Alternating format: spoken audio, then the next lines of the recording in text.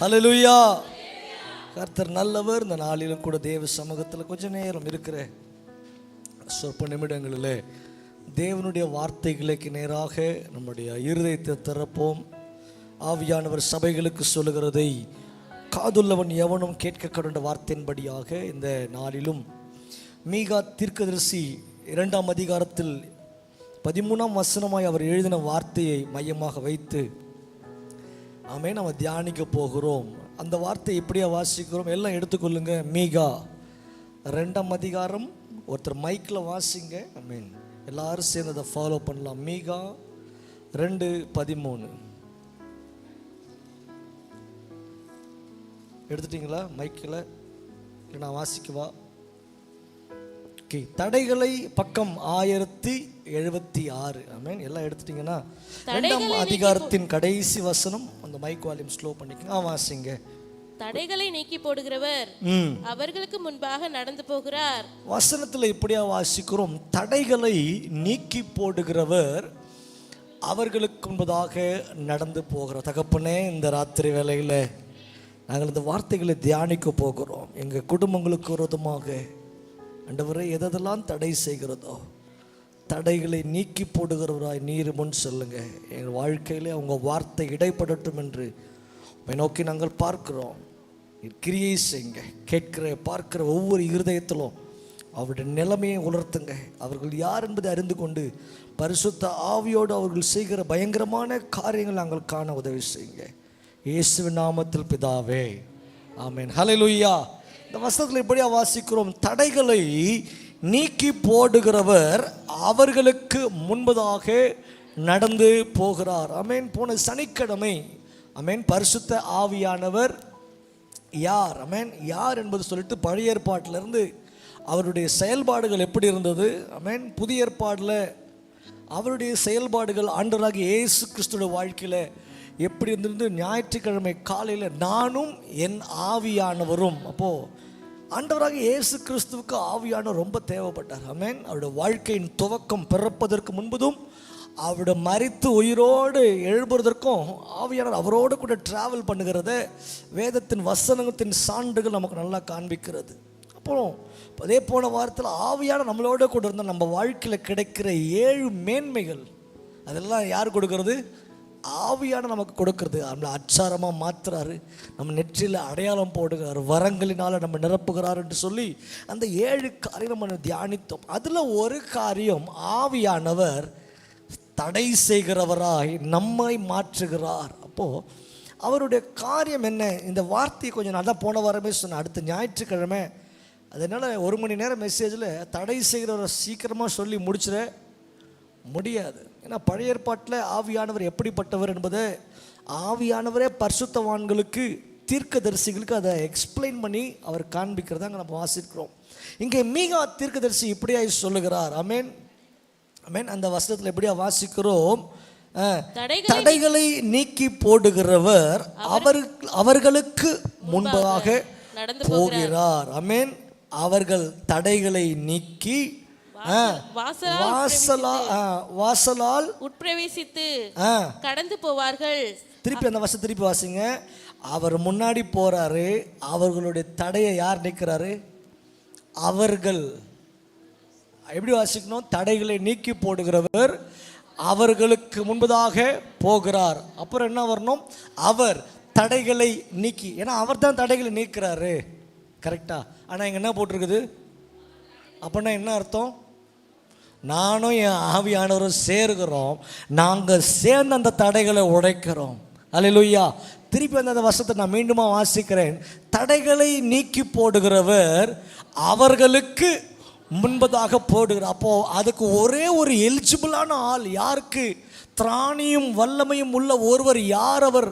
அவர் பட்சிக்கிற அக்னி போல புரண்டு பிரவாகித்து வருகிற புசல் காற்று போல இருக்கிறவர் தான் நமக்கு முன்னாடி போறார். அவருக்கு தான் எல்லா தகுதியும் திராணியும் இருக்குது. அப்போது ஆண்டவர் சொல்றாரு, எனக்கு முன்னாடி நீ இப்போ என் சமூகம் உனக்கு முன்பதாக செல்லும். மோசே சொல்றார் ஆண்டவரே, நீங்கள் வரலன்னா நான் போக மாட்டேன், நீங்கள் வந்தால் நான் போவேன். ஏன்பா நீ பயப்படுற? நீ போ. நீ எங்கே போறியோ நீ போகிறதுக்கு முன்னாடி நான் அங்கே போய் இருப்பேன். ஆமென். இங்கே தமிழ்நாட்டிலேருந்து நம்முடைய தமிழ்நாட்டுடைய சீஃப் மினிஸ்டர் யார்? ஸ்டாலின் ஐயா அவர்கள் அமெரிக்காவுக்கு சென்றிருந்தாங்க. சில வர்த்தகத்தின் காரியங்களை ஈற்றும்படியாக சில கோடிகள் அங்கேருந்து வருமானத்தை தமிழ்நாடு ஜனங்களுக்கு கொண்டு வருவதற்காக அந்த காரியத்தை செய்கிறதுக்கு இவர் இங்கேருந்து அங்கே போனோம். மேன் இவர் போய் அங்கே லேண்ட் ஆகிறதுக்கு முன்னாடியே நம்ம ஆட்கள் எங்கே போயிருப்பாங்க சொல்லுங்களேன்? நம்ம தமிழ்நாட்டிலேருந்து ஒரு டீம் ஒன்று சைபர் செக்யூரிட்டி ஃபோர்ஸ் இருக்கும், அவரை வெல்கம் பண்ணுற மினிஸ்டர் கேபினெட் இருக்கும். இவங்கெல்லாம் எங்கே போய்டுவாங்க சொல்லுங்கள்? முன்னாடியே இவர் 10 மணி ஃப்ளைட்டுக்கு போனாங்கன்னா அவங்க முந்தின நாள் ஃப்ளைட்லேயே போய் அங்கே ரெடி பண்ணிவிட்டு எல்லா அரேஞ்ச்மெண்ட்ஸையும் செட் பண்ணி வைப்பாங்க. ஏன் சொல்லுங்கள்? வர ஒரு பெரிய ஆள், அவருக்கு நம்ம கணத்தை ஏதோ அரசியல் பேச விரும்பலை, ஆனால் ஒரு காரியத்தை காண்பிக்க விரும்புகிறேன். ஒரு சீஃப் மினிஸ்டர் ஆஃப் தமிழ்நாடு அங்கே போகும்பொழுது அவருக்கு தேவையான காரியங்களை ஒழுங்கு செய்கிறார்கள். அதே போல் யாராவது ஒரு விசேஷமானவர்கள் வரும்பொழுது அவர்களை பாதுகாக்கும்படி அவருடைய தேவைகளை சந்திக்கும் போது ஒருத்தர் முன்னாடி போவாங்க. இந்த பனி பிரதேசத்தெல்லாம் பார்த்தீங்கன்னா அந்த பெண் குயின்கள் இருக்கும், அதுங்களுக்கு வழியெல்லாம் கண்டமனைக்கெல்லாம் போகாது. ஏதாவது ஒன்று லீடராக இருக்கிறது அந்த அந்த வழியை அதுவே ரெடி பண்ணும். கடல் அந்த சிங்கங்கள் சொல்லுவாங்க, கரெக்ட் பேர் தெரில, சீல் என்று சொல்லுவாங்க. ஸோ அதுங்க புராண்டி ஃபஸ்ட்டு எது போதோ அது எல்லாத்தையும் போராட்டம். பின்னாடி வரவங்களுக்குலாம் அவ்வளோ கஷ்டம் இருக்காது. என்ன பண்ணுவோம் தெரியுமா? அது வந்ததுலேயே சரி லைட்டாக இருக்கிறத மட்டும் தள்ளிவிட்டு, அப்பா இந்த இடத்துல ஊழியர் செய்ய வந்தாங்க 1983 அப்புறமா. அப்போ அவர் செஞ்ச ஊழியத்துக்கும் நான் இப்போ செய்கிற ஊழியத்துக்கும் வித்தியாசம் இருக்குது. அவர் என்ன பண்ணார்? எல்லா கஷ்டத்தையும் கொஞ்சம் வழி எனக்கு இப்போ நான் எளிதா ஆமென். அப்போ தடைகளை நீக்கி போடுறவர் ஒரு மனுஷனுடைய வாழ்க்கையில் வெற்றியில் ரொம்ப அவசியம். இன்னைக்கு ஆவியானவரை பற்றி நம்ம தியானித்து கொண்டிருக்கிற இடத்துல 2 வாரமாக ஆவியானவர் ஒரு மனுஷனுடைய வாழ்க்கையில் எவ்வளோ வல்லமையாக கிரியை செய்கிறார். அப்போ யோசித்து பார்க்கும்போது இவரோட வேலை தடையெல்லாம் உடைக்கிறாராம். அப்போ எந்த சத்துரு உனக்கு தடை செய்ய வந்தாலும் ஆண்டவர் சொல்கிறார், தடையை நான் உடைக்கிறேன். ஆண்டவர் மோசே கிட்ட சொன்ன, மோசே அங்கே பார்வோன் இருக்கிறானா, எகிப்தி இருக்கிறானா, அங்கே ஒரு பெரிய லிஸ்ட்டே சொல்கிறான். மீன் அந்த ராஜாக்களுடைய பேரெல்லாம் பட்டியல் எடுக்கிறாங்க. மோசே அங்கே போகிறதுக்கு முன்னாடி ஆண்டவருடைய சமூகம்னா சும்மா இல்லை, தேவ தூதர்கள் சேனை வரும், அந்த மகிமையே முன்னாடி போய் என் மகன் வரான் வாயை திறக்காது, அப்படியே ஆண்டவர் எல்லாத்தையும் முடிச்சுட்டு அந்த இடத்துல. எத்தனை பேர் விசுவாசிக்கிறீங்க?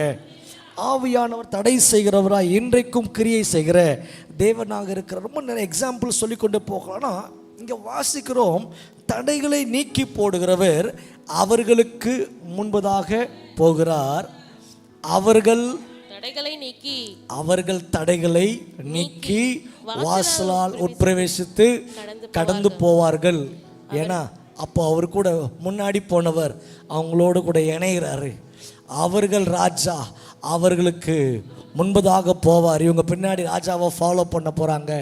கர்த்தர் அவர்கள் முன்னிலையில் நடந்து. இன்னைக்கு சத்துருவோடு கூட எதிர்த்து நின்று அவனை ஜெயிக்க முடியலன்னா யோசிக்காதீங்க. ஆவியானவர் நம்மோடு கூட இருந்தா, காலேப் சொன்ன வார்த்தை அழகான வார்த்தை, கர்த்தர் நம்மோடு கூட இருந்தால் நாம் எளிதாக அந்த அமிலேக்கியர்களையோ அந்த ஏனாக்கின் புத்திரர்களையோ நம்ம எளிதாக சாகடிக்கலாம், அவனை எளிதாக மேற்கொள்ளலாம். இன்னைக்கு யோசிச்சு பாருங்க, என் வாழ்க்கையில் எனக்கு விரோதமாய் சத்துரு வைக்கிற ஆமென் காரியங்கள் என்னென்ன. இன்னைக்கு நம்ம ஏரியாவுக்கு ஃபேமஸே டிஃபென்ஸ். ஆமென். என்னது? நம்ம அஃபென்ஸ் இல்லை, டிஃபென்ஸ். அஃபென்ஸ்னா சும்மாவே இப்போ அடிக்கிறவன் அஃபென்ஸ், அடிக்கிறவனை தடுத்து நிற்கிறது டிஃபென்ஸ். நம்மளுடைய பேரே டிஃபென்ஸ். ஆவடி என்ற நேமே அழகான ஒரு பேர், AVADI, armed vehicle ammunition depot of India. இந்தியாவுடைய ஆயுத கிடங்க இங்கே தான் இருக்கப்போ நம்மளோட வேலை இந்தியாவுக்கு விரோதமான யார் வந்தாலும் பாதுகாக்கிற முப்படைகளும் இங்கே இருக்குது. ரொம்ப ஸ்பெஷலான ஒரு ஏரியா. திருப்பி நான் சம்பவத்துக்கு வருகிறேன். பரிசுத்த ஆவியானவரும் நமக்கு பாதுகாப்பாக இருக்கிறாங்க. இன்றைக்கி நம்மளுடைய பூமியில் இருக்கிறோம், சில மைல்கள், சில 1000 மைல்கள் இருக்குது தான் நம்மளால் போக முடியும். அதுக்கு மேலே போயிட்டிங்கன்னா ஆக்சிஜன் இருக்காது, பிராணவாயு, ப்ரெஷர் அதிகமாகிடும். அதே போல் பூமியில் ஒரு லெவல் வரைக்கும் தான், அதுக்கு கீழே போனால் நம்மளால் நிற்க முடியாது.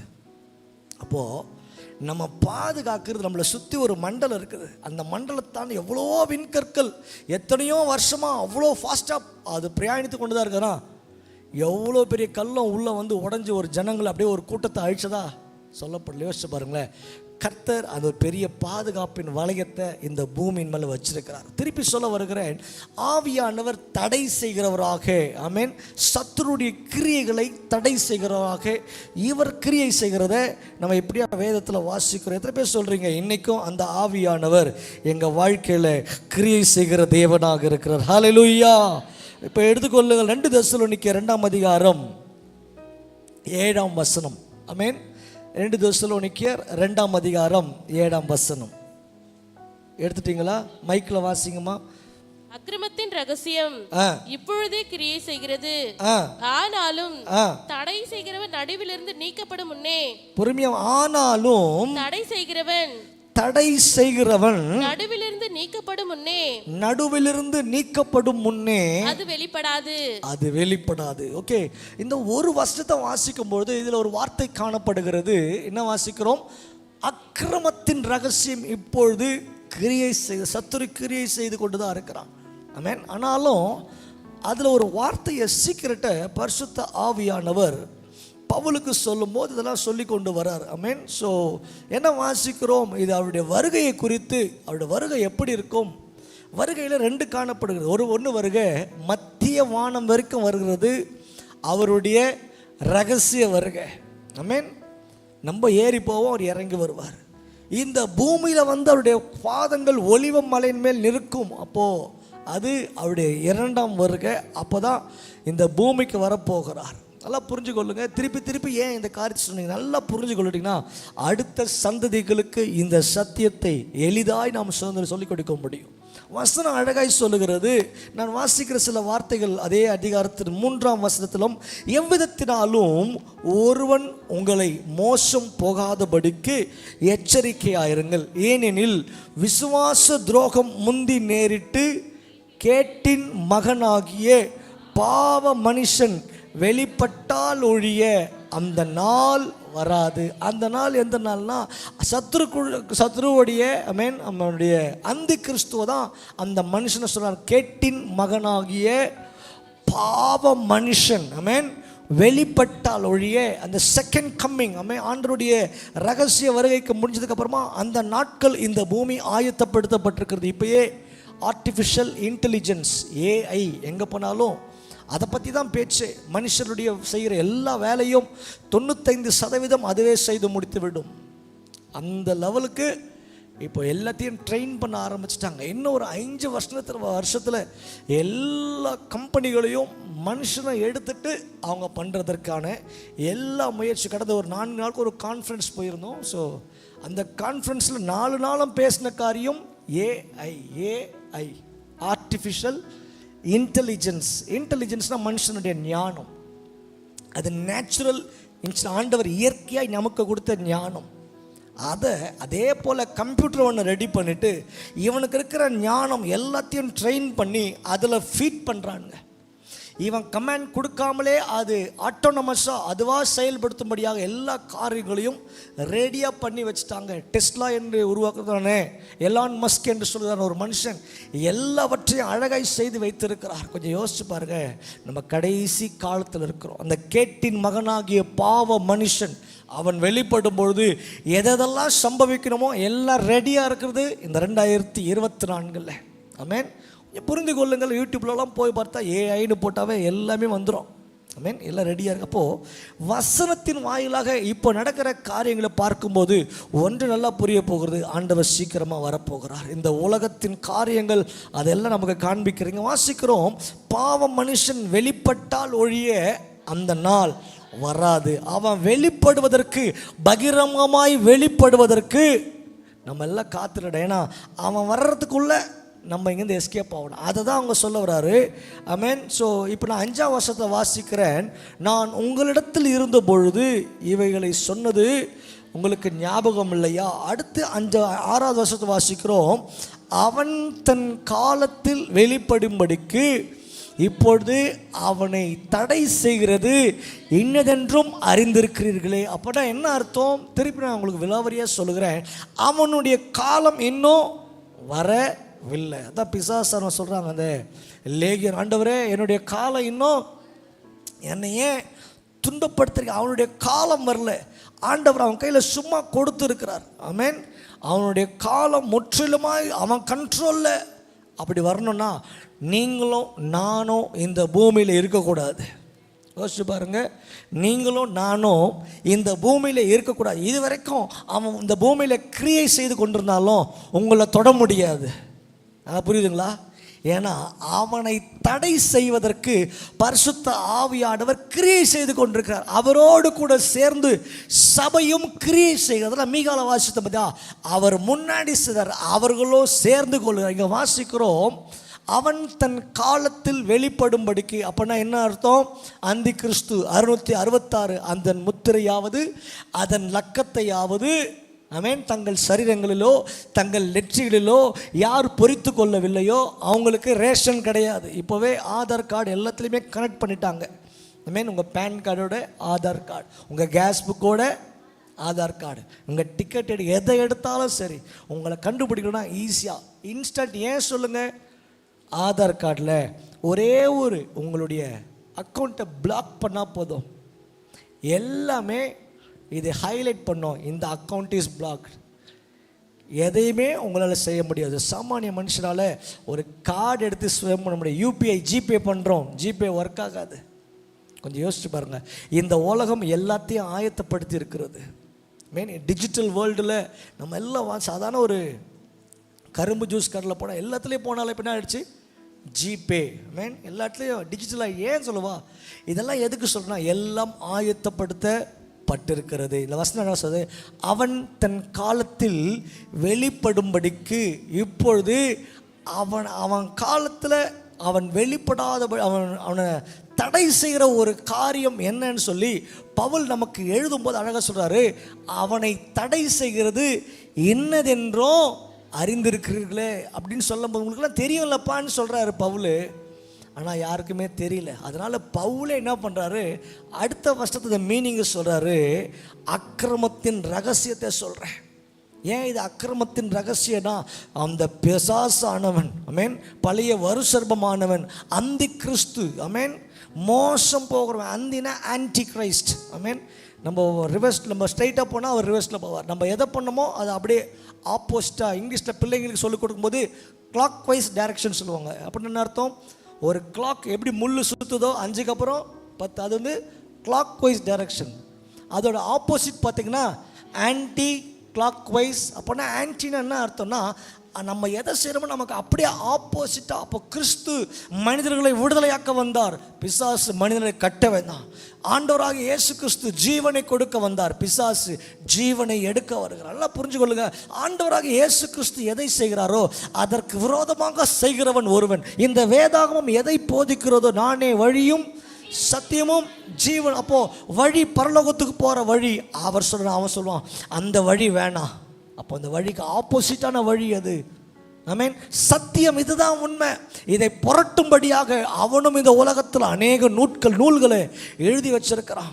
யோசிச்சு பாருங்க, ஜீவன் இது ஜீவன் இல்லை. இந்த பூமியில் வாழ்கிறது மாத்திரம்தான் உனக்கு ஜீவன். அது மட்டும் 7 ஜென்மங்கள் உனக்கு இருக்கிறது.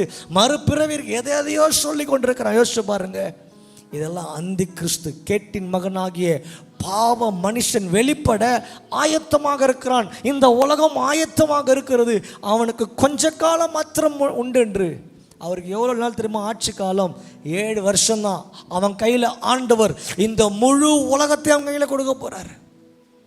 மேன், அந்த நாள் வர்றதற்கு முன்னாடி எப்போ அந்த நாள் வரப்போகிறது? இன்னைக்கு வரைக்கும் அந்த நாள் ஃபுல்லாக அவன் கையில் ஃபுல் கண்ட்ரோல் வரல. அவனுக்கு தேவையான காரியங்கள்லாம் ஆயத்தப்படுத்திக்கலாம். ஆமென். நல்லா யோசிச்சு பாருங்க. இன்றைக்கி இன்னும் ஸ்டார்ட் பண்ணேன். இன்றைக்கி உலகத்தில் எவ்வளோ இடத்துலையோ மறைஞ்சா ஐ மீன் சாத்தானிக் சர்ச்சஸில் நடந்து கொண்டிருக்கிறது.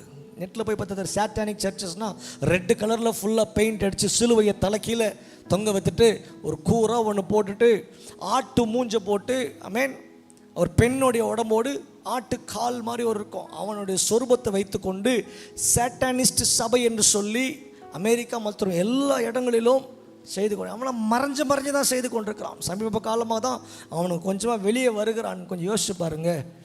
எப்போ இந்த சபை நீங்களும் நானும் ரகசிய வரிகள் நம்ம எடுத்துக்கொள்ளப்பட போகிறோமோ அப்போ அவன் ஃபுல் கண்ட்ரோல். அப்போ அது வரைக்கும் அவனை தடை செய்வது அது. ஆமென். அவன் நினச்சா இப்போ கூட வந்துடுவானா? நீ இங்கே இருக்கிற வரைக்கும், ஜெபிக்கிறவன் இருக்கிற வரைக்கும், தேவனை துதிக்கிறவன் இருக்கிற வரைக்கும், அவனை தடை செய்கிறவன் இந்த பூமியில் இருக்கிற வரைக்கும் அவனால் கிரியை செய்ய முடியாது. ஆமென். தடை செய்யாதவங்ககிட்ட நல்லா கிரியை செய்வான். நான் பாவம் பண்ணுறேன் இந்த காரியத்தில் விட, ஏன்னா நீ தடை செய்ய மாட்டேறப்பா, உன்னோட கூட பரிசுத்த ஆவியானவர் இல்லை, கண்டிப்பாக நீ அதை செய்வ. நல்லா புரிஞ்சுக்கொள்ளுங்க. இன்றைக்கி ஆண்டவர் இந்த மிட்னமல்லி பகுதியில் உன்னையும் என்னையும் பேர் எழுதி வச்சிருக்கிறாரு. இவங்க தான் ஏன் தடை செய்கிறவன், இவனால தான் இந்த கிராமத்தில் அநேக பேருக்கு ரட்சிப்பை நான் வைத்திருக்கிறேன், இவர்கள் மூலமாக அநேகர் பரலோகத்துக்கு வர வேண்டும். நல்லா யோசிச்சு பாருங்க. இப்போ சொல்கிறாரு, அக்கிரமத்தின் ரகசியம் இப்பொழுது கிரியை செய்து கொண்டிருக்குது. அப்படின்னு அர்த்தம், கிரியை செய்து கிரியைகளை தான் பார்த்து கொண்டிருக்கிறோம். ஆனாலும் ரகசியம் கிரியை செய்கிறதுனால அவன் வந்துட்டான் நினச்சிடாதீங்க. ஆனாலும் இந்த தடை செய்கிற சபையானது நடுவிலிருந்து, இந்த இடத்துலேருந்து, இந்த பூமியின் மேற்பரப்பிலிருந்து நீங்களும் நானும் ஒரு நிமிஷத்தில், ஒரு இமைப்பொழுதில் தேவ எக்காலம் நொனிக்கும் பொழுது மறுரூபமாகணும். அந்த செகண்ட் தான் அவர் சொல்கிறாரு, ஆனாலும் தடை செய்கிறவன் நடுவிலிருந்து தூக்கணும். அவங்கள நீக்கப்படும் பொழுது அவன் உள்ளே வந்து கிரியை செய்ய முடியாது. நான் தான் ராஜாதி ராஜான்னு சொல்ல முடியாது. அதான் வசனம் அழகாக சொல்ல, நடுவிலிருந்து நீக்கப்படும் முன்னே அது வெளிப்படாது. அப்போ தடை செய்கிறவன் யார்? நீங்களும் நானும் தடை செய்கிறவன். நமக்கு அந்த எப்படி சொல்கிறது, குவாலிஃபிகேஷனே இல்லை, அந்த தகுதி நமக்கு இல்லை. யாருன்னா போய் சத்ரு தடை பண்ண முடியுமா? ஏனாக்கின் புத்திரர்கள் எப்படிப்பட்டவர்கள்? அமேன். வசனத்தில் போட்டிருக்கிறது, ஆதியாகமம் 6ஆம் அதிகாரத்தில் வாசிக்கிறோம், ராட்சதர்கள். அமேன். அக்காலத்தில் ராட்சதர்கள் பூமியிலே அவனை கை வைக்க முடியுமா? 15 அடி 10 அடி இருப்பான். நம்ம மேக்சிமமே மிஞ்சி மிஞ்சி போனால் 5.25 அடி தான். அதுலேயும் 102% தான் 6 தொடுறாங்க. அமேன். அதுலேயும் புள்ளி எல்லாம் 6க்கு மேலே இருக்கிறவங்க. சராசரி மனுஷனுடைய ஹைட்டு பார்த்தீங்கன்னா 5 அடி தான். அவன் இருக்கிறது 15 அடி. மாம்சத்திலும் ரத்தத்திலும் நம்ம போய் அவனை ஜெயிக்க முடியாது. அதனால தான் எபேசியர் 6ஆம் அதிகாரத்தில் நீ அவனை தடை செய்ய வேண்டும் என்றால், ஆமென், ஆவிக்குரிய சர்வாயுத வர்க்கத்தை தரித்து கொள்ள வேண்டும். அதனால் மாம்சத்தோடு ரத்தத்தோடு நமக்கு போராட்டம் அல்ல, துரைத்தனங்களோடும் அதிகாரத்தோடும் இப்பிரபஞ்சத்தின் லோகாதிபதிகளோடும் நமக்கு என்ன இருக்குது? நமக்கு ஏன்னா சும்மா தடை செய்வது சும்மா இல்லவே இல்லை. ஆவியானவர் உங்களோடு கூட இருந்தா அவர் பலத்தில் நீங்கள் தடை செய்வதே உங்களுக்கு சந்தோஷமாக இருக்கும். அவன் எவ்வளோ பெரிய மந்திரத்தை பண்ணி அவன் நிற்பான், அசால்ட்டாக ஜெபிச்சு அவனை அப்படியே ஆஃப் பண்ணிட்டு போயினே இருப்பீங்க. எத்தனை பேர் ஆமேன்னு சொல்கிறீங்க? தடை செய்கிறவர் உங்களோடு கூட இருக்கிறவரை எந்த சத்துருவனை தொட முடியும்? எத்தனை பேர் ஆமேன்னு சொல்ல முடியும்? ஹல்லேலூயா. ஆவியானவர் இன்றைக்கும் அநேக ஜனங்களை பலப்படுத்தி கொண்டிருக்கிறார். ஆமென். தடை செய்கிறவன் நடுவிலிருந்து, இந்த பூமியிலிருந்து நீக்கப்படும் வர அந்த நாள் வரவே வராது. ஹல்லேலூயா. எத்தனை பேர் ஆமென் சொல்றீங்க? 8ஆம் வருஷத்துல இப்படி சொல்றார். எப்போ அந்த ரகசிய வருகையில் எக்காலம் நொனிக்கும் போது, ஓ டிக்சனே, ரேச்சலே, அவங்க ஒவ்வொருத்தவங்க பேரை சொல்லுவாங்க, சாமுவேலே, கார்த்திகேன்னு சொல்லும் பொழுது டக்கு டக்கு டக்கு நம்ம கிளம்பணும். மேன். அதான் வசனம் சொல்றது, அந்த அதிகாரத்தை 2 தெசலோனிக்கேயர் 2 நீக்கப்படும் போது 8ஆம் வசனமா, நீக்கப்படும் பொழுது. யோசிச்சு பாருங்க, அந்த வார்த்தையில் நான் நிற்க விரும்புகிறேன். நீக்கப்படும் பொழுது. ஆமென். 2 நீக்கப்படுறது இருக்குது. ஒன்று, அவர் எழுதி வச்சிருக்கிற ஜீவ புஸ்தகத்தில் உங்கள் பேரை கிறுக்கி போட்டால் அந்த லிஸ்ட்ல இருந்து நீங்கள் நீக்கப்படுவீங்க. அந்த இடத்துல பேர் இருந்ததுன்னா இந்த பூமியிலிருந்து பரிசுத்தவான்களை ஆண்டவர் தூக்குவார், பரிசுத்த ஆவியானவர் வைத்து. எப்படி ஆண்டவராக இயேசு கிறிஸ்து உயிரோடு எழுந்தாரோ அதே போல உயிர்த்தெழுதல் நமக்கும் கர்த்தர் வைத்திருக்கிறார். வசனம் அழகாய் சொல்றது, நீக்கப்படும் பொழுது அக்கிரமக்காரன், அந்த அந்தி கிறிஸ்து, ஆமென், அவன் வெளிப்படுவான். அவன் வெளிப்படும் போது ஃபுல் கண்ட்ரோல். இப்போயே ஒன் வேர்ல்டு என்று சொல்லுதானே, நான் எல்லாத்தையும் ரிலேட் பண்ணி சொல்லுகிறேன். வேதத்தை மட்டும் சொல்கிறேன். வேதத்தில் நடக்கிற காரியங்கள், வரலாற்றில் என்ன நடக்குது, நிகழ்காரியங்கள் என்ன நடக்குது. இப்போவே ஒன் வேர்ல்டு என்று சொல்லிதானே ஒரு குழு அமைத்து கொண்டு எல்லா மதத்தை சேர்ந்த ஜனங்கள் எல்லாம் ஒன்று கூடி ஒரு கான்ஃபரன்ஸ் வருஷம் நடந்து கொண்டிருக்கிறது. அவங்களோட நோக்கம்னா, ஒரே ஒரு நாணயத்தை நீங்கள் யூஸ் பண்ணிங்கன்னா உலகத்தில் எல்லா இடத்துலையும் நீங்களால் போய் அந்த நாணயத்தை செல்லுபடி ஆக்க முடியும். இப்போ அதுக்கான முயற்சிகள் தான் பிட்காயின் சொல்லி சொல்லுவாங்க. பிட்காயின்னா வேர்ல்டு ஃபுல்லாக அது அப்புறம் கிரிப்டோ கரன்சின்னு ஒன்று புதுசாக வந்துருக்கு. நான் சொல்கிறதெல்லாம் இப்போ நடக்கிற 2024ஆம் ஆண்டு. இப்போது நீங்கள் போய் நெட்டில் தின பிட்காயின் என்ன, கிரிப்டோ கரன்சி என்றால் என்ன நோக்கம் தெரியுமா? ஒரே ஒரு ஆட்சி, ஒரே ஒரு நாணயம், எல்லாம் அவன் கண்ட்ரோலில் ஹோல் நெட்வொர்க்கிங் எடுத்துகிட்டு வருவாங்க. அதெல்லாம் அப்போ நம்ம இருக்க மாட்டோம். இதற்கு தேவையான எல்லா ஆயுத்தங்களையும் இப்போ ரெடியாக இருக்குது. போய் ஒன் வேர்ல்டு ஆர்டர்னு தேடி பாருங்கள், கூகுள் பண்ணிங்கன்னா ஒரு பெரிய பேராகிராஃபே கிடைக்கும். எல்லா ஆயுத்தங்களும் ரெடியாக இருக்குது. எதுக்கு தெரியுமா? நீ எப்படா இவன் கிளம்புவான், இப்படி சொல்லுங்கள், எப்போ இந்த கிறிஸ்தவன் இந்த பூமியில் எடுத்துக்கொள்ளப்படுவான், I want to fully control, இந்த முழு உலகத்தையும் நான் ஆளுகை செய்ய வேண்டும், அதற்கு தேவையான எல்லா ஆயத்தங்களும் ரெடியாக இருக்கிறது. அப்போ வாசிக்கிறோம், அக்கிரமக்காரன் வெளிப்படுவான், அவனை கொஞ்ச நாள் ஆட விடுவார். ஏன்னா 7 வருஷம் மேலே. அதன் முடிவில் வாசிக்கிறோம், 7 வருடத்தின் முடிவில் அவனை கர்த்தர் தம்முடைய வாயின் சுவாசத்தில் அழித்து தம்முடைய வருகையின் பிரசன்னத்தினாலே அந்த 7 வருஷம் அழுகை முடிச்சுட்டு அந்த திருமணம் முடிச்சு திரும்பி வரும்போது அவனை நாசம் பண்ணுவார். நல்லா கொஞ்சம் யோசிச்சு பாருங்க. 2 தடைகளை ரெண்டு பேர் தடை பண்ணுகிறவர்களாக இருக்கிறத வேதத்தில் வாசிக்கிறோம். ஆமென். கலாத்தியர் 5ஆம் அதிகாரம் 7ஆம் வசனத்தில் வாசிப்போமே. கலாத்தியர் 5ஆம். நன்றாய் ஓடினீர்கள், நீங்கள் நன்றாய் ஓடினீர்களே, சத்தியத்திற்கு கீழ்ப்படியாமற் போக உங்களுக்கு தடை செய்தவன் யார்? நல்லா புரிஞ்சுக்கொள்ளுங்க. நான் திருப்பி சொல்றேன் அதே வார்த்தையை. கிறிஸ்துன்னு ஒருத்தர் இருந்தாங்கன்னா அந்த கிறிஸ்துன்னு ஒருத்தன் இருக்கிறார். நல்லா புரிஞ்சுக்கொள்ளுங்க.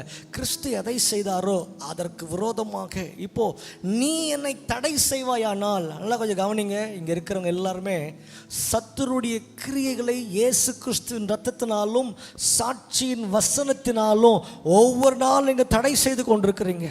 நல்லா புரிஞ்சுக்கொள்ளுங்க. ஒருத்தனை போய் சும்மா நான் கொட்டிட்டு வந்தேன்னா சும்மா இருப்பானா? ஆமென். என் கூட ஒரு தேவ தூதர் சேனை, எனக்கு கூட ஒரு சபை, ஜெபிக்கிற சபை சப்போர்ட்டாக இருக்கும்பொழுது இறங்கி செய்யலாம்.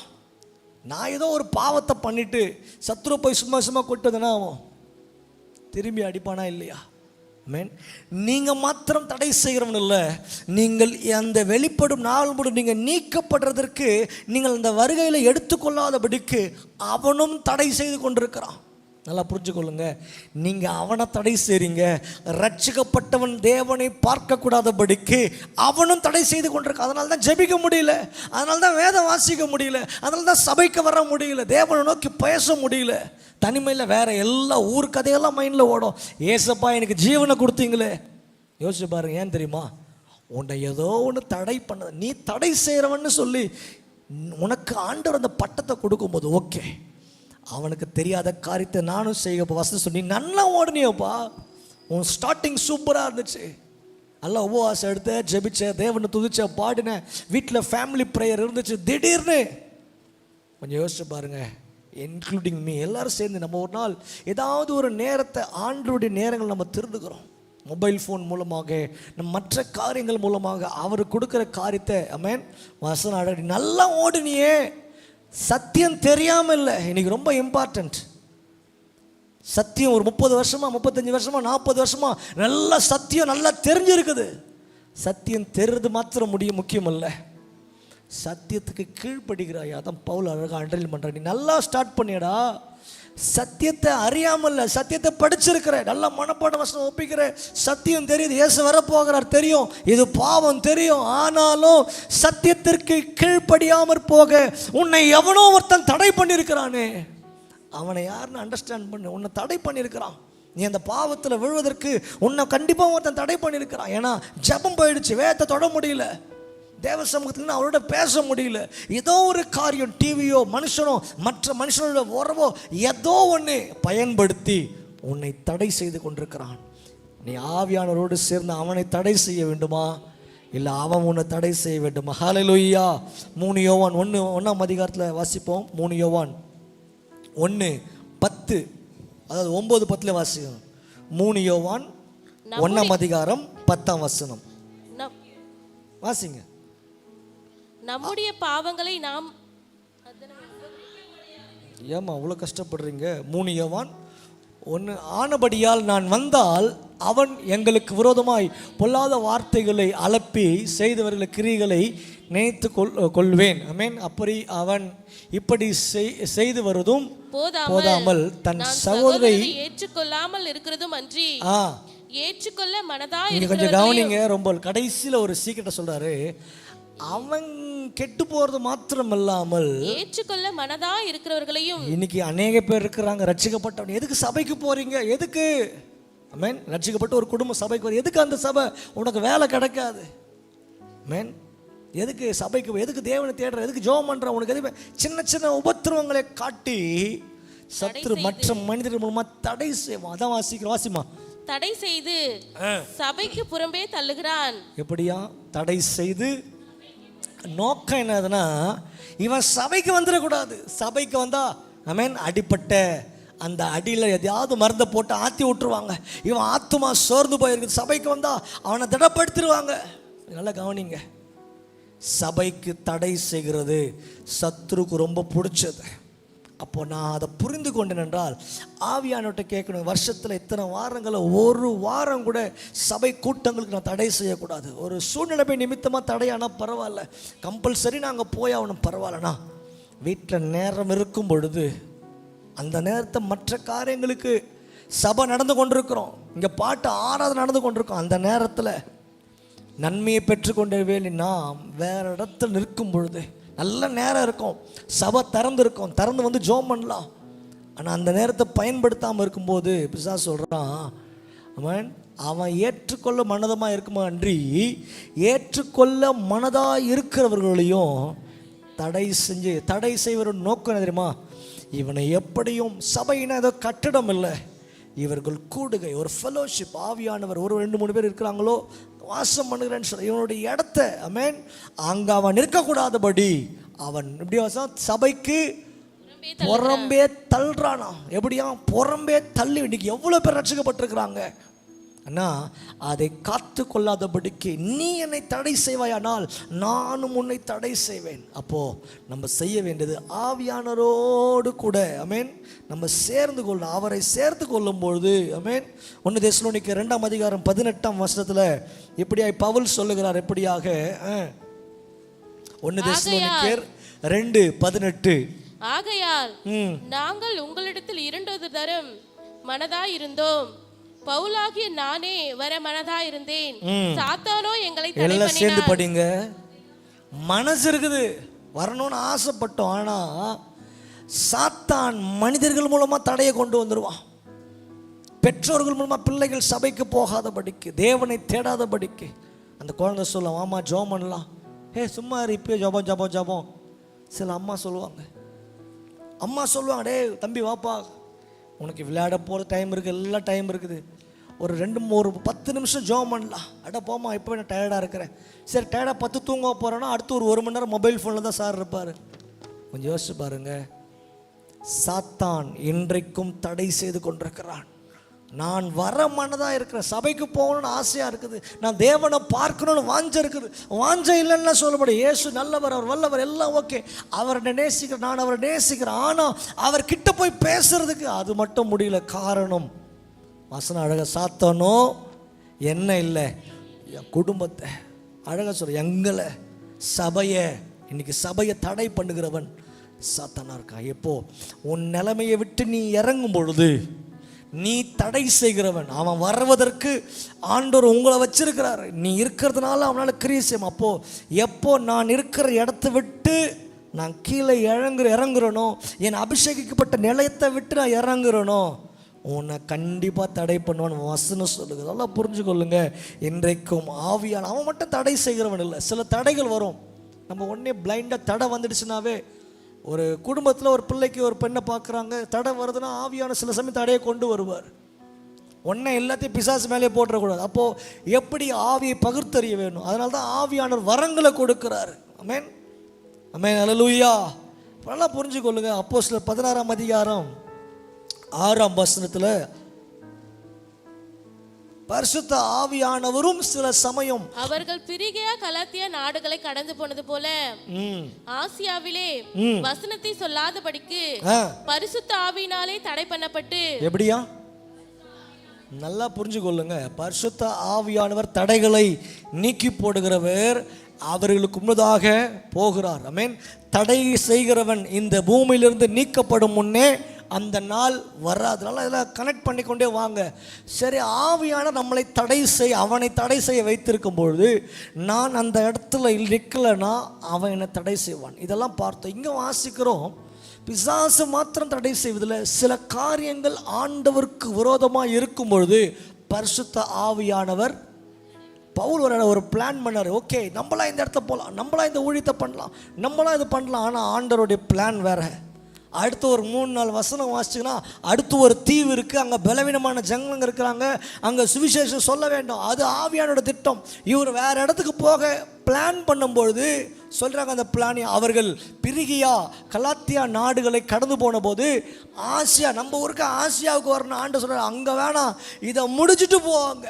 ஆசியாவுக்கு போகக்கூடாதுன்றது பிளான் இல்லை. நீ ஆசியாவுக்கு போய் இங்கே வரத்துக்குள்ளேயே இந்த ஆத்மா செத்து போயிடும். சில பேர் சொல்ல, நான் அங்கே போய் இதெல்லாம் பண்ணுவேன். இல்லை, உன் பக்கத்து வீட்டுக்காரர் ரட்சிக்கப்படாமல் இருக்கிறானே, அவனுக்கு இயேசு உன் குடும்பத்தில் இருக்கிற ஜனங்களுக்கு சொல்லாமல் இருக்கிறியே. யோசிச்சு பாருங்க. சில சமயம் ஆவியான தடை பண்ணுவார். நீ செய்ய வேண்டியது உன் அருகாமையில் இருக்கிறது. பவுலுக்கு பக்கத்து வீட்டிலே தான் இருக்குது. அவன் இருக்கிற இடத்துக்கு கொஞ்சம் தூரத்தில் போனால் அந்த தீவு இருக்கிறது. அந்த தீவுக்கு போனோம். உடனே பவுல் பரிசுத்த ஆவிகளே தடை பண்ணப்போ அடுத்து ஒரு 7, 8, 9 வாசிச்சு நயம் இல்லை, நான் முடிக்கிறேன். அவர் படுத்து தூங்குறார், ஆவியானவர் வெளிப்படுத்துகிறாரு, இன்னொரு மனுஷனுக்கு வெளிப்படுத்துறாரு. நீ இங்கே போகிறாரு, ஒரு பெரிய வெளிப்படுத்தல், அந்த இடம் முழுவதும் ரட்சிக்கப்படுகிறது. பரிசுத்த ஆவியானவர் இன்னைக்கும் சில காரியங்களை தடை பண்ண, இதை பண்ணாதப்பா, இந்த பழக்கம் வேணாம், இந்த தொடர்பு வேணாம், இந்த மனுஷனோட ரிலேஷன்ஷிப் வேணாம், இந்த வார்த்தை நீ பேசுகிறத கட் பண்ணு, இந்த பழக்கத்தை ஃபுல்லாக ஸ்டாப் பண்ணு, இந்த நேரத்தை எனக்கு கொடு, நமக்கு தடை பண்ணுவார். ஏன்னா அவர் ஒரு பிளான் வச்சுருக்கார். ஒன்று நம்ம பார்க்கும்போது பவுல் நினச்சது, ஆண்டவரே ஏன் ஆசியாவுக்கு போகக்கூடாதா? ஆசியாவில் எவ்வளோ ஜனங்க இருக்கிறாங்களே, கேட்கல, முறுமுழுக்கலை. ஏன்னா ஆண்டவர் பேசுகிறார். படுத்தான். அடுத்த 2 வசனங்களை பார்க்குறோம். ஆவியான நித்திரையில் பவுலோடு பேசினார், சொப்பனம் வந்தது, எழுந்தார்கள், அந்த தீவுக்கு போனாங்க, அந்த தீவே ரட்சிக்கப்பட்டது. அந்த தீவை முடித்தார். பவுல் 3 பிரயாணத்தை பண்ணார். சுவிசேஷ பிரயாணம், 1ஆம் பிரயாணம், 2ஆம் பிரயாணம், 3ஆம் பிரயாணம், எல்லாத்துக்கும் போய் சுற்றிட்டு ரட்சகராக இயேசு கிறிஸ்துவை பறைசாற்றினார். இன்றைக்கி சொல்லுங்கள், உங்களை ஆண்டவர் எப்படி பார்க்குறார்? நீ தடை செய்கிறவன். நேரம் ரொம்ப இல்லை, நான் முடிக்க போகிறேன். ஆமென். ஆண்டவர் செய்ய நினைச்சதை யாராலே தடை பண்ண முடியாது. ஆமென், ஆமென். எத்தனை பேர் ஆமென் சொல்கிறீங்க? உங்கள் வாழ்க்கையில் சத்துரு தடை பண்ணவும் முடியும். ஏன்னா உங்களுக்கு ஆண்டவர் இடத்த வச்சுக்காரு. இவன் தான் பிசாசு தடை பண்ண போகிறான். இது நல்லா தெரிஞ்சு போச்சு. அப்போது ஆண்டவர் ஒரு காரியத்தை வைத்திருக்கும்போது அதை செயல்படுத்தாதபடிக்கு பிசாசனும் கண்டிப்பாக முயற்சி பண்ணுவான். ஆனால் அவனுக்கு பலம் இல்லை, உங்களுக்கு கர்த்தர் பலனை கொடுத்துருக்கார். ஆமென். அதனால் ஆண்டவராக இயேசு கிறிஸ்து அந்த சத்துருக்கு கை கொடுக்காமல் ஆபிரகாமின் சந்ததிக்கு உதவியாக கையை கொடுத்தார். யோபுல வாசிக்கிறோம் 42:2. ஆமென். இப்படியா வாசிக்கிறோம்? எல்லாருக்கும் தெரிஞ்ச வசனம் யோபு 42. தேவரீர் சகலத்தையும் செய்ய வல்லவர், அவர் செய்ய நினைத்தது தடைப்படாது. அப்போ நல்லா புரிஞ்சு கொள்ளுங்க, ஆண்டவர் உங்களை வச்சு தான் சத்துருவை தடை பண்ணோன்னு பிளான் பண்ணியிருக்கிறாரு. இன்றைக்கி எத்தனை பேர் சொல்ல முடியும்? இருக்கிற இடத்துல அப்படியே கண்களை மூடி கொஞ்சம் நேரம் இல்லை சரியாக ஒவ்வொரு சனிக்கிழமை ஆமென் மாலையிலும் 8:15 இந்த கூட்டத்தை முடிக்க நாங்கள் விரும்புகிறோம். எனவே அடுத்த நாள் நமக்கு ஞாயிற்றுக்கிழமை ஆராதனை இருக்கிறதுனால சரியாக 8:15 நம்ம முடிக்க பிளான் பண்ணுறோம். கொஞ்சம் நேரம் இருக்கிற ஒரு 2 நிமிஷம் ஆண்டு சமூகத்தில் கேளுங்க. ஆண்டவரே, கேட்ட வசனங்களில் ஆவியான உங்கள்கிட்ட பேசியிருக்கிறார். ஆமென். கொஞ்ச நேரம் மீகால என்ன வார்த்தையை கேட்டோம்? தடைகளை நீக்கி போடுகிறவர் அவர்களுக்கு முன்பதாக போனார். அவர்கள் தடையை நீக்கினார்கள். நீ தேவனோடு கூட சேர்ந்து கொள், ஆவியானோடு சேர்ந்து கொள். இந்த காரியத்தில் சத்துரு என்னை தடை பண்ணுகிறான்பா. ஹல்லேலூயா. கொஞ்ச நேரம் நீ நன்றாய் துவங்கினாயே, சத்தியத்திற்கு கீழ்ப்படியாமற் போனேன், உன்னை தடை செய்த சாத்தானே நீ அறிந்து கொள்ளணும். கொஞ்ச நேரம் ஆண்டவர்கிட்ட கேளுங்க. ஆண்டவரே, ஹல்லேலூயா, சபைக்கு போகக்கூடாது, சபைக்கு புறம்பாக்கி தள்ளிடுவான். யோசிச்சு பாருங்க, ஆண்டவர் சமூகத்தில் நீ சபைக்கு வருவதாக யாருக்கு என்ன லாபம்? உனக்கு தானே லாபம். நீ தேவனோடு கூட தனிமையில் நேரத்தின் இடத்துல ஸ்பெண்ட் பண்ணலாமே. நீங்கள் தீர்மானம் பண்ணுங்க. என் நெற்றியில் அடையாளம் போட போகிற எசேக்கியேல் 9:4 வாசிக்கிறோம். பெருமூச்சு விட்டு அழுகிற மனுஷரின் நெற்றியிலே அடையாளம் போடு. இன்னைக்கு உங்கள் நெற்றியில் கையை வச்சு கேளு, ஆண்டவர் அந்த அடையாளம் போடப்பட்டிருக்கிறதா, அழிக்கப்பட்டிருக்கிறதா? ஒரு தீர்மானம் பண்ணலாமா? நீ தடை செய்கிறவனா இருந்தால் உன் பிள்ளையை சத்துரு தொட முடியாது, உன் குடும்பத்தை சத்துரு தொட முடியாது, உன் சபையை சத்துரு தொட முடியாது, நீ இருக்கிற பகுதியில் சத்துரு தொட முடியாது.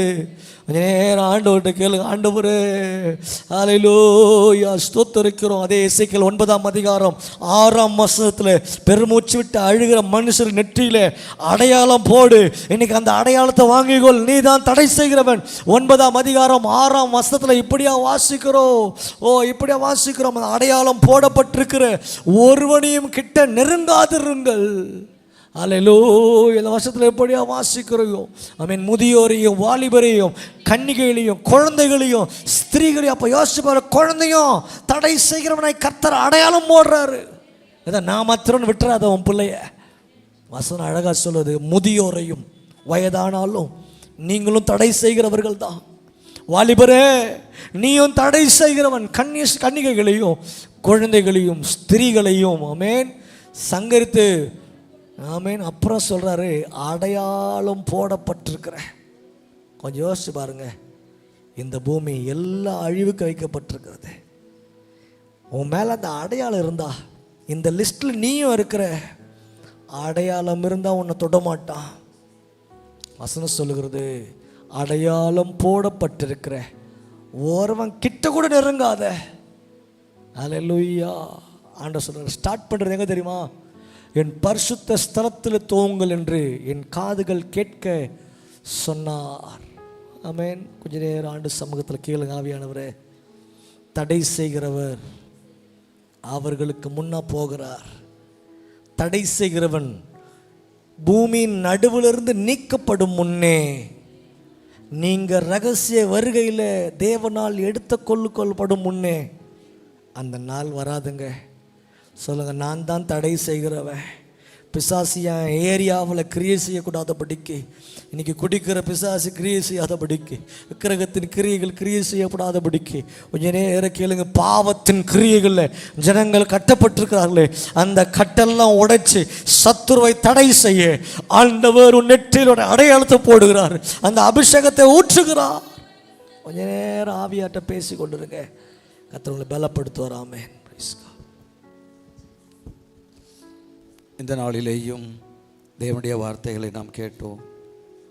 சத்துரு கிரியை செய்யக்கூடாதபடி நாம் தடை செய்கிறவர்களாக இருந்து அநேகரை மீட்கும் பொருளாக, அநேகர்களுக்கு ஜெபிக்கிற ஒரு தாயாக, தகப்பனாக தேவனுடைய சன்னிதானத்தில் நாம் வருவதற்கு சத்துரு தடை செய்தாலும் தேவன் நமக்கு உதவியாக இருந்து நம்மை நடத்த வல்லவராக இருக்கிறார். நம்மள பிதாவே, இந்த வேலைக்காய் ஸ்தோத்திரம். நேரம் வரையும் உடைய கிருபையில் மத்திருந்ததுக்காக நன்றி ராஜா. உடைய வார்த்தைகளை நீர் கொடுக்கறதுக்காக நன்றி. உடைய வருகை ரொம்ப சீக்கிரமாக இருக்கிறதுக்காகவும் நன்றி. அதற்கு வேண்டிய எல்லா ஆயத்த பணிகளையும் நீர் செய்து கொண்டிருக்கிறீர். அதற்காக மக்களை நீங்கள் பயன்படுத்துகிறீர் ஆண்டவரே. இன்னும் நன்றாய் ஜெபிக்கவும் உபவாசிக்கவும், இன்னும் நன்றாய் கர்த்தரிடத்திலே ஆண்டவரே முறையிட்டு ஜெபிக்கவும் உடைய மக்களை எடுத்து நீங்கள் பயன்படுத்துங்க ஆண்டவரே. நாங்கள் எங்கள் தேசத்துக்காக ஜெபிக்கிறோம் ஐயா. எங்கள் இனஜன பந்துகளுக்காக நாங்கள் ஜெபிக்கிறோம். எங்களுடைய குடும்பங்களுக்காக நாங்கள் ஜெபிக்கிறோம் ஆண்டவரே. எல்லா தடைகளையும் உடைக்கிறவர் எங்களுக்கு முன்பாக நீர் கடந்து போகிறீர். தடைகளை உடைக்கிறவர் எங்களுக்கு முன்பாக நிற்கிறீர் ஆண்டவரே. சகலத்தையும் நீர் அப்புறப்படுத்தி எங்களை நடத்தி கொண்டு போகிறதுக்காக உமக்கு ஸ்தோத்திரம். வந்திருக்கிற மக்களுக்காக, குடும்பங்களுக்காக, குடும்பத்தின் பிள்ளைகளுக்காக, சிறு பிள்ளைகளுக்காக, வாலிய மக்களுக்காக ஸ்தோத்திரம். ஒவ்வொருவரையும் நீர் ஆசீர்வதித்து நடத்தும்படியாக நாங்கள் ஜெபிக்கிறையா. நாளை ஆராதனையும் பொறுப்பெடுத்துக் கொள்ளுங்க. தூரமாக இருக்கிறவர்களையும் சைவமாக இருக்கிறவர்களையும் கொண்டு வாருங்க. புது புது குடும்பங்களை கொண்டு வாருங்க. ரட்சிப்பினால் நிரப்புங்க. தடைகளை உடைத்து போடுங்க. காரியங்களை வாய்க்க செய்யுங்க. இயேசு கிறிஸ்துவின் அதிகார நாமத்தில் பிதாவே. என் ஆத்துமாவே கர்த்தரை ஸ்தோத்திரி, முழுவலுமே பரிசுத்த நாமத்தை ஸ்தோத்திரி. என் ஆத்துமாவே கர்த்தரை ஸ்தோத்திரி, அவர் செய்த சகல உபகாரங்களை மறவாதே. ஆமே. நம்முடைய கர்த்தராகிய இயேசு கிறிஸ்துவின் கிருபையும் பிதாவாகிய தேவனுடைய அன்பும் பரிசுத்த ஆவியினுடைய அன்பின் ஐக்கியமும் இப்பொழுதும் எப்பொழுதும் சதா காலங்களிலும் கர்த்தர் வருகை மாத்திரம் நாமளோடும் கூட இன்றும் என்று நிலையாய் நிலைத்திருப்பதாக. ஓ தேவனுக்கு மகிமை. தூக்கி எடுத்தார், நம்மை தூக்கி எடுத்தார்.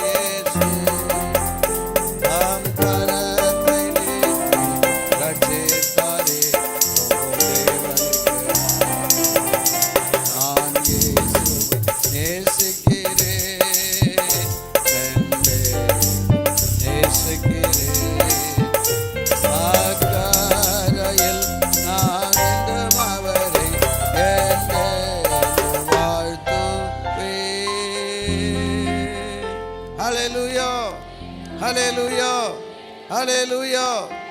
எல்லாருக்கும் அங்கே ஸ்தோத்திரம். ஆண்டு தாமே உங்களை ஆஸ்வதிப்பாராய். Praise the lord, praise the Lord.